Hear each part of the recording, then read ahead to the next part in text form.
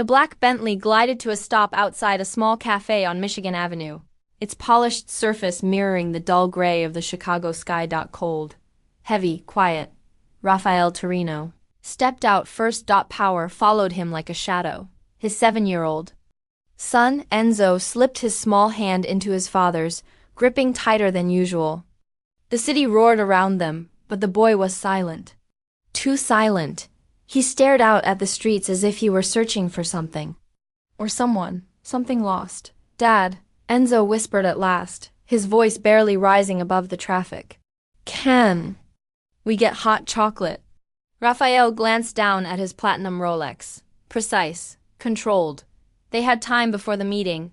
He nodded. As they walked past the outdoor tables, Rafael's attention drifted back to his phone messages from associates. Numbers, pressure, power. His world never slept. He barely noticed the woman sitting alone at the corner table. Barely. But Enzo stopped. His body went rigid, his breath caught. His small fingers slipped from Rafael's hand. His eyes locked onto the woman in the worn jacket and faded jeans. Something about her posture, the curve of her shoulders, the way she held herself. It hit him like recognition without words. "Dad," Enzo whispered. His voice shook. "Dad." Rafael sighed, irritation flashing as he looked up. "What is it?" Dad," Enzo said again, louder now. "That's Mom." Time fractured. The phone lowered from Rafael's hand. His dark eyes followed his son's gaze and the world tilted. There she was. Ali Sandre. Fragile. Lost. Sitting alone like she didn't belong anywhere. The woman he had let walk away 3 weeks ago. The woman he loved more than his own life. 3 weeks earlier. Alessandra Torino stood in the marble foyer of their Lincoln Park mansion, a suitcase beside her. The house was silent but heavy. Like it knew what was coming. 8 years of love stood in front of her. 8 years of danger stood behind him. "I can't do this anymore." "Rafael," she said, her voice steady even as tears streamed down her face. "I can't raise Enzo in this world." Rafael didn't move, didn't breathe. "He's asking questions," she continued. "Why men in suits come at all hours? Why you carry a gun? Why other fathers don't need bodyguards?" Rafael stood frozen, white dress shirt open at the collar, his family's tattoo visible against his neck. A legacy written in ink and blood. His Rolex caught the light as his fists clenched. Every instinct screamed to fight, but her green eyes were resolute. She wasn't leaving because she didn't love him. She was leaving because she loved their son more. "Where will you go?" Rafael asked quietly, his accent thick with emotion. "I'll figure it out," she said, kneeling beside Enzo, who played with his toy cars, unaware his world was about to crack. "I'll work. I'll get stable. Then I'll come back for him." Rafael wanted to argue. To warn her. To protect her. But love meant letting go. "I won't stop you," he said. "But if you need anything." "I won't," she interrupted gently. "I need to do this alone." Now, 3 weeks later, Rafael was learning what silence really sounded like. Enzo cried every night at first. Every single night. Rafael told him Mommy needed time, that she loved him. He hired the best nanny money could buy, but no one replaced Alessandra. The mansion felt hollow. So Rafael buried himself in work, expanded territory, closed deals, built wealth that meant nothing. Carlos offered to bring her back. Rafael refused. If she returned, it had to be her choice. "Boss," Carlos said one morning, "the kid's not eating again." Rafael stared at a photo on his desk. Alessandra holding newborn Enzo. "What did the nanny try?" "Everything. He just asks for his mama." Powerless. That afternoon, Rafael picked Enzo up himself. No guards. No driver. Just a father and a son. "Dad," Enzo said softly from the back seat. "Can we stop somewhere? I want hot chocolate." Rafael glanced at him in the mirror. It was the first thing Enzo had asked for in weeks. "Anywhere you want." "That cafe," Enzo pointed. "It looks cozy." Rafael pulled over, and fate waited. Alessandra sat outside, hands wrapped around a cold cup of coffee she couldn't afford to replace. 3 weeks had destroyed her. No job. No references, No savings, a cheap motel. A park bench the night before. Pride kept her silent. Her phone buzzed. How are you holding up? Sarah texted. I'm fine. New job next week, Alessandra lied. She didn't see the Bentley, didn't see the boy. Until she heard the voice that haunted her dreams. Dad, that's Mom. Her heart stopped. She looked up. Enzo. Raphael. Shock. Relief. Pain. Then Enzo ran. Mama! He collided into her arms. She held him like he was oxygen. I missed you, he whispered. Why did you leave? Raphael approached slowly. Alessander, he said quietly. Are you okay?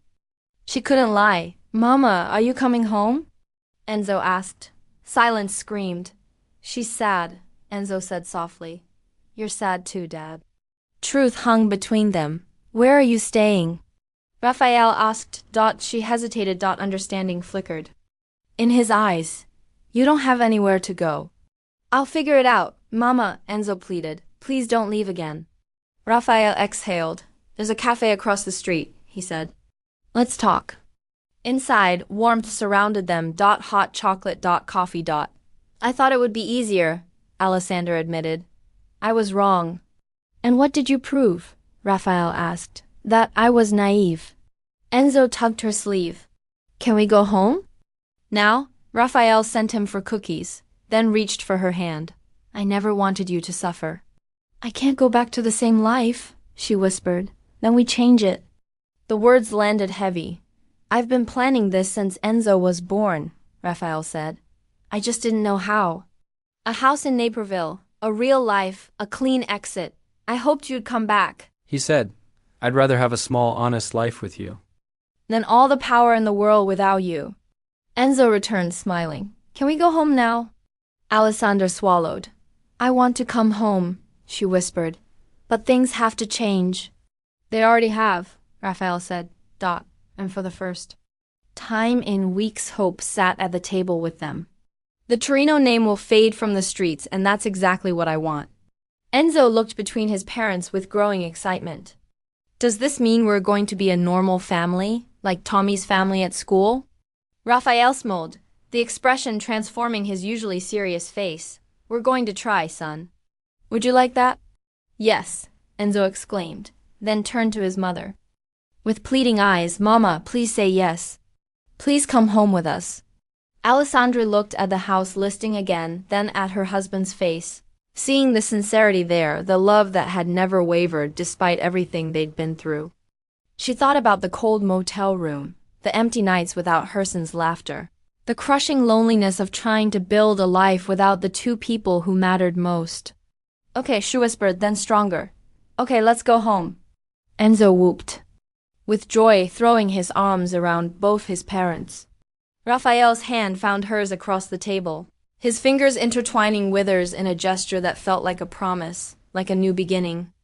But as they prepared to leave the cafe, Alessandra couldn't shake the feeling that walking away from Raphael's world wouldn't be as simple as signing papers and moving to the suburbs. Some shadows once cast were difficult to escape. The Lincoln Park mansion felt different when they returned that evening.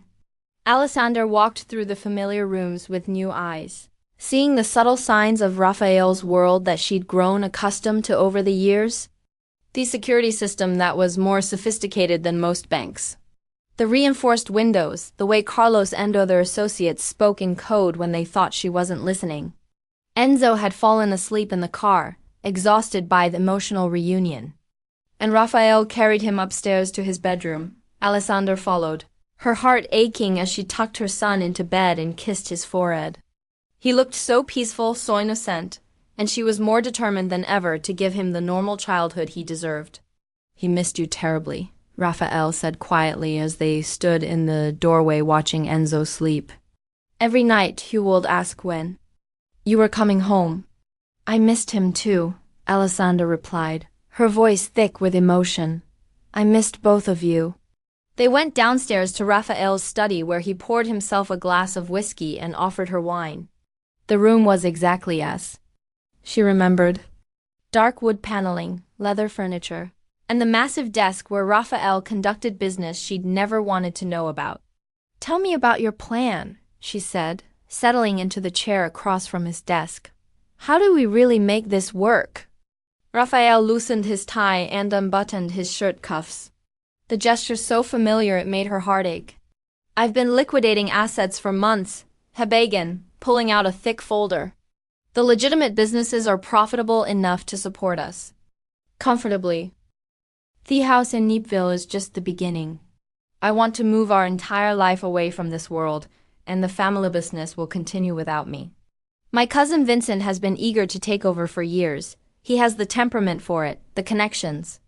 I'll make the transition gradual. Step back slowly until I'm just a silent partner, then eventually cut ties completely.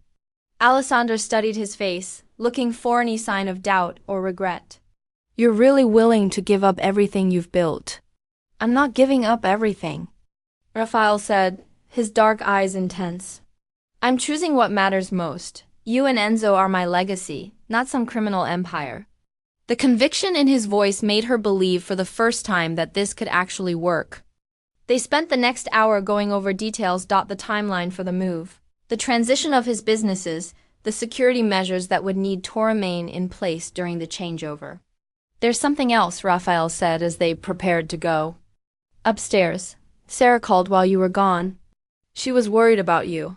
Alessandra felt a stab of guilt. I lied to her. Told her I was fine, that I had a job. She didn't believe you. She's a good friend, Alessandra. When we moved to Neepville, maybe you could reconnect with her properly, build the kind of friendships you had before.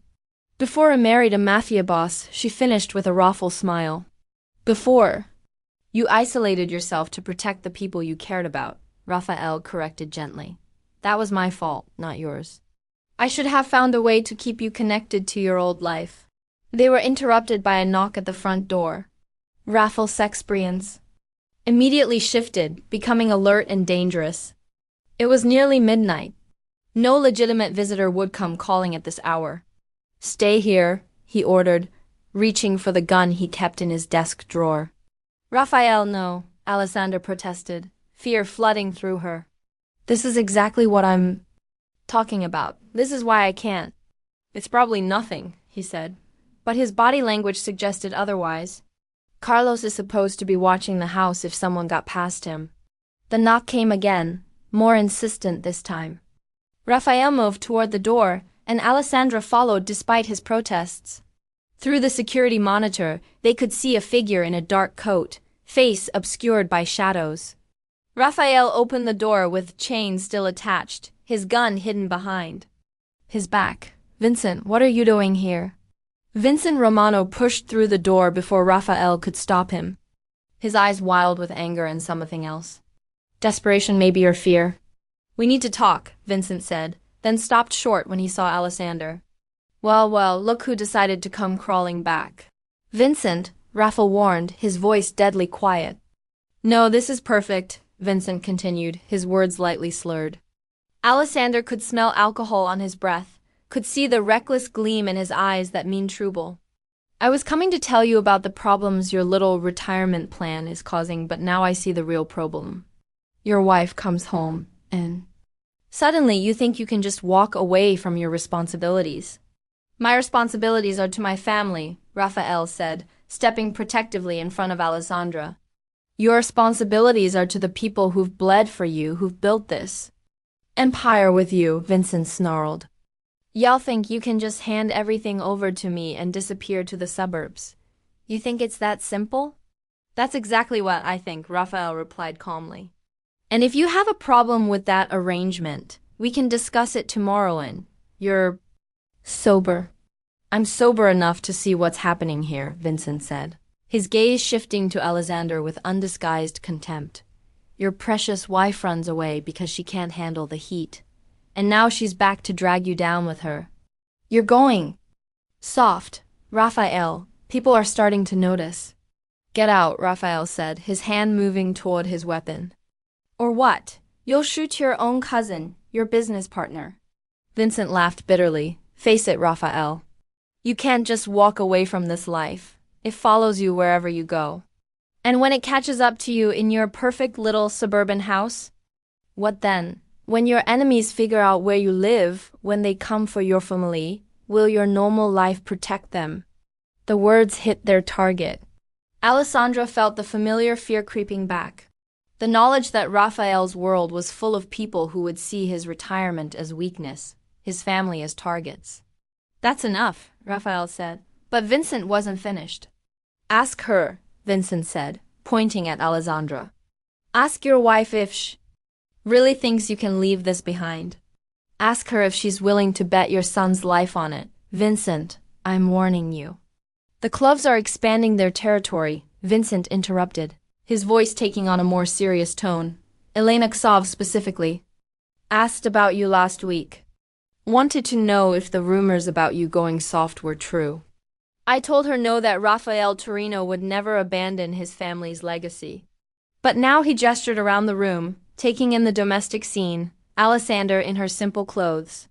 Raphael, without his usual entourage of bodyguards. Now, I'm not so sure. Maybe Elena was right. Maybe you have gone soft. The mention of Elena Koff sent a chill through the room. She was the head of the Russian mob in Chicago, ruthless and ambitious, and she'd been looking for an excuse to move against the Italian families for years. Elena Koff is not your concern, Raphael said. But Alessandra could hear the tension in his voice.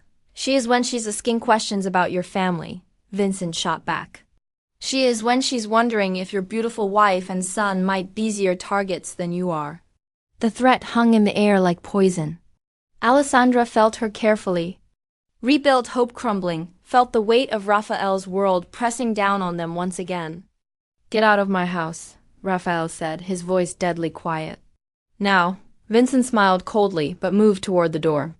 Think about what I said. Cousin Dot, think about whether your family's safety is worth your pride. When the door closed behind him, the silence was deafening. Alessandra sank into a chair, her hands shaking. He's trying to manipulate us, Raphael said, but his voice lacked conviction. Is he? Alessandra asked quietly. Or is he telling the truth? Can you really just walk away from this, Raphael? Can we really be safe? Raphael knelt beside her chair, taking her hands in his. I won't let anyone hurt you or Enzo. I swear to you. You can't control everything, Alessandra whispered. You can't protect us from the consequences of choices you made before we were even born. The truth of her words settled between them like a wall. Outside, the wind picked up, rattling the bulletproof windows of their fortress-like home, reminding them both that some prisons were built as much to keep the world out as to keep them in. The next morning brought an unseasonably warm October day. But the sunshine couldn't penetrate the tension that had settled over the Torino household. Alessandra had barely slept, Vincent's words echoing in her mind. Raphael had spent most of the night on the phone with Carlos and François, implementing additional security measures and trying to assess the real threat level. Enzo, blissfully unaware of the adult complications surrounding his family's reunion, was simply happy to have his mother back. He chatted excitedly over breakfast about his upcoming soccer game, his new teacher, and the Halloween costume he wanted her to help him make. Can we go to the pumpkin patch this weekend? He asked, syrup from his pancakes sticky on Hishin. Tommy's. Family goes every year, and they said I could come with them. But I'd rather go with you and Dad. Alessandra's heart clenched at the normality of the request, at the simple childhood joy that seemed so fragile in their complicated world. Of course, sweetheart, we'll make it a family day. Raphael caught her eye across the table, and she saw her own thoughts reflected there, the desperate desire to give their son these ordinary moments, and the fear that Vincent's visit had shattered any possibility of a peaceful transit. Gaffed Enzo left for school with his bodyguard, a precaution that had become routine years ago. Raphael and Alessandra sat in the kitchen, the weight of unspoken concerns heavy between them. I've been thinking. A bootwit, Vincent said. Alessandra began carefully. Vincent was drunk and angry, Raphael interrupted. He's been waiting for years to take over, and now that it's finally happening, he's scared, he's lashing out. But what if's right about the Koslovs? What if leaving makes us more vulnerable, not less? Raphael was quiet for a long moment, his fingers drumming against the marble countertop. There are always risks, Alessandra. Staying in this life carries risks. Leaving carries different risks. The question is which ones we're willing to live with. Before she could respond, Carlos appeared in the doorway, his expression grim. Boss, we have a problem. Rafael's posture immediately shifted, becoming alert and dangerous. What kind of problem? Elena Clough's people were asking questions at Enzo's school this morning. The principal called, apparently. Someone claiming Tobe, a journalist, was trying to get information about the students, specifically asking about any children from prominent local families. The blood drained from Alessander's face. They're targeting Enzo. We don't know that for sure, Rafael said, but his jaw was tight with barely controlled fury. Carlos, double the security at the school. I want our people there around the clock. Already done, boss, but there's more. Carlos glanced at Alessander, then back to Rafael. Vincent's been talking. Word is getting around that you're planning to step down, that you're going soft. Some of other families are seeing it as an opportunity. An opportunity for what? Alessandro asked, though she dreaded the answer. To move against us while we're perceived as weak, Rafael explained, his voice deadly calm. To take over our territory, our businesses, our connections. So Vincent was right, Alessandra said quietly. Leaving does make us targets. Staying makes us targets too, Rafael pointed out. At least if we leave, we have a chance at a normal life, do we? Alessandra stood up, pacing to the window that overlooked their garden. Or do we just become sitting ducks in a suburban house with no protection? The question hung in the air, highlighting the impossible choice they faced. Stay in Raphael's world and raise their son surrounded by violence and danger, or leave, and potentially put him at even greater risk from enemies seeking Greving. Raphael's phone buzzed with a text message. He read it, his expression darkening further. What is it? Alessandra asked. Franco, the restaurant in Little Italy was vandalized last night, windows broken, graffiti on the walls. The message was clear. This is what happens when the Torinos show weakness. Alessander felt her carefully constructed hope crumbling. They're not going to let you leave, are they? They don't have a choice in the matter, Raphael said, his voice carrying the steel that had made him feared throughout Chicago, but they're going to make it as difficult as possible. And Enzo gets caught in the middle, Alessander whispered. Raphael crossed the room to her, pulling her into his arms. She could feel the tension in his body, could sense the internal war between his desire to protect his family and his determination to leave the criminal world behind. We'll figure this out, he murmured against her hair. I won't let them hurt you, Orenzo. I swear it. How? Alessander pulled back to look at him. How do we protect him from this? How do we give him a normal life when your past keeps following us? Before Raphael could answer, his phone rang. The caller ID showed Robert, his lawyer. Raphael, we have a serious problem. Robert's voice was tense, even through the speaker. I just got word that the FBI is reopening their investigation into your family's activities. Someone's been feeding them information. Detailed information about your operations going back years. Vincent, Raphael said immediately. That's my guess. He's trying to force your hand, make it impossible for you to retire quietly. If the feds build a case against you, you'll have to stay active to fight it, which means you can't step down. Alessandra felt the walls closing in around them. Every path forward seemed blocked. Every choice leading to more danger for their family. There's something else, Robert continued. Elena Clough's lawyer contacted me this morning. She wants a meeting. Says she has a proposition that might interest you. Absolutely not, Raphael said immediately. Raphael, you should hear what she has to say. She's offering a truce, a way for you to step down without appearing weak to the other families. At what cost? Raphael asked, though his tone suggested he already knew the answer wouldn't be good. She wants a percentage of your legitimate business, ongoing payments that would essentially make you a junior partner in your own empire. In exchange, she guarantees your family's safety and smooth transition out of the life. Extortion, Raphael said flatly. Protection, Robert corrected. It's not ideal, but it might be the only way to ensure your family's safety while you make the transition. Alessandra listened to the conversation with growing horror. This was exactly what she'd feared, that Raphael's world would never truly let them go. That there would always be someone demanding payment, threatening their peace. "I need time to think," Raphael said finally. "You don't have much time," Robert warned. "Vincent's feeding information to the feds. Elena's making moves, and the other families are watching to see how you respond. Every day you delay makes the situation more dangerous." After Raphael hung up, the silence in the kitchen was deafening. Alessandra stared out at the garden where she'd once imagined raising their children in safety and felt the dream slipping away. "Maybe I shall leave again," she said quietly. "Take Enzo and disappear. If we're not here, you won't have to worry about protecting us. You can handle your business without no." Raphael's voice was harp. "Final. We're not running anymore. We're not splitting up our family again. Then what do we do?" Raphael was quiet for a long moment, his dark eyes distant as he considered their options. When he spoke, his voice carried a determination that both thrilled and terrified her. "We end this once and for all." "What do you mean?" "I mean, we stop playing defense. Vincent wants to force me to stay. Elena wants to extort me. The feds want to build a case." Raphael's smile was cold and dangerous. "Fine, let's give them all something to really worry about."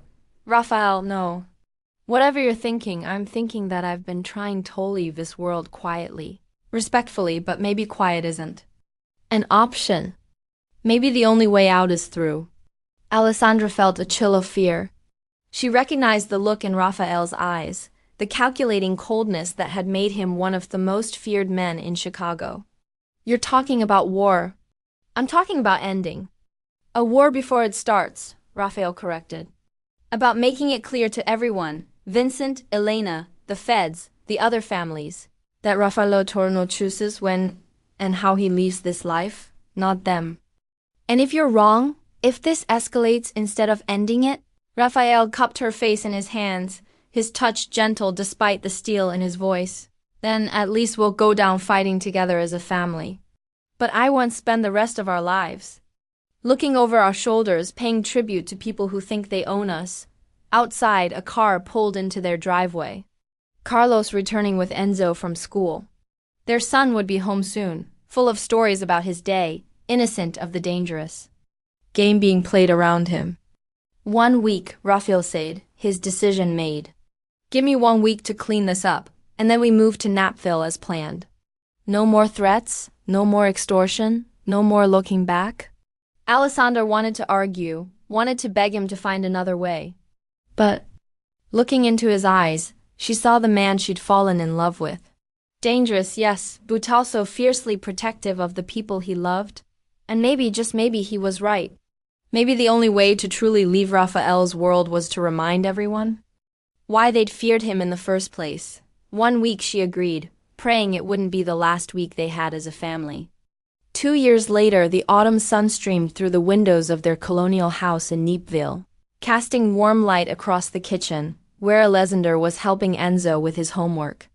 The sounds of suburban life drifted in from outside. Children playing, lawnmowers humming, dogs barking in the distance. "Mom, can you help me with this math problem?" Enzo asked, his brow furrowed in concentration.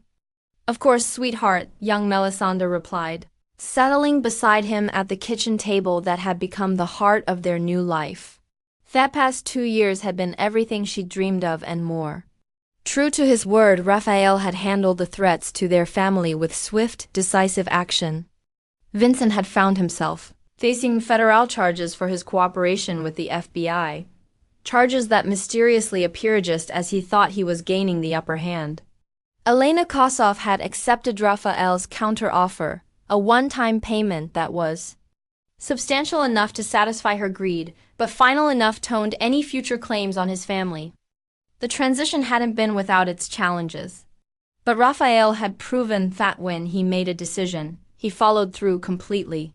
The legitimate businesses were thriving under Franco's management, providing more than enough income to support their comfortable suburban lifestyle. Raphael had kept his word about leaving the criminal world behind. Though Alessandra sometimes caught glimpses of the man he used Tobe, The way his eyes would scan a room when they entered a restaurant, the unconscious authority in his voice when dealing with contractors or business associates. "Dad's home," Enzo announced, jumping up from his homework as they heard Raphael's car in the driveway. Raphael entered through the garage, loosening his tie as he came into the kitchen. He looked tired but content. The stress lines that had once marked his face softened by 2 years off legitimate business and family dinners. "How was your day?" Alessandra asked, accepting his kiss and breathing in the familiar scent of his cologne. "Good, the new restaurant location is coming along ahead of schedule. Franco thinks we'll be able to open by Christmas." He ruffled Enzo's hair. "How was school, buddy?" "Great. I made the travel soccer team," and Mrs. Peterson said. "My science project was the best in the class," Enzo said proudly. "That's my boy," Raphael said, the pride in his voice unmistakable. As they sat down to dinner, a simple meal of pasta and salad that Alexander had prepared, she marveled at how normal their life had come. Enzo chatted about his friends, his teachers, his plans for the weekend. Raphael talked about expanding the restaurant chain, about the cooking classes he was considering taking with Franco. They were just a family living an ordinary life in an ordinary suburb. "Oh, I almost forgot," Raphael said, reaching into his jacket pocket. "Sarah called. She and her husband want to come for dinner this weekend. She said something about wanting to see how domestic I've become." Alessandra lied. Her friendship with Sarah had been one of the unexpected gifts of their new life. Without the barriers that Raphael's criminal activities had created, she'd been able to reconnect with old friends and make new ones in their neighborhood. "I'll cook," Raphael offered. "That lasagna recipe Franco taught me. You sure you can handle it without burning down the kitchen?" Alessandra teased. "Hey, I've only had minor incidents," Raphael protested, grinning. "And the fire department said the second one barely counted as an emergency." Enzo giggled. "Remember when Dad tried to make pancakes and they stuck to the ceiling?" "We agreed never to speak of that again," Raphael said solemnly, but his eyes were twinkling with amusement. Later that evening, after Enzo had gone to bed, Raphael and Alessandro sat on their back porch, watching the stars appear in the clear suburban sky. It was a far cry from the bulletproof windows and armed guards of their old life, but it was theirs, peaceful, honest, and safe.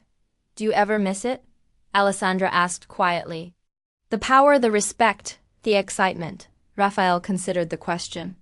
"Seriously. Sometimes I miss the simplicity of it," he admitted.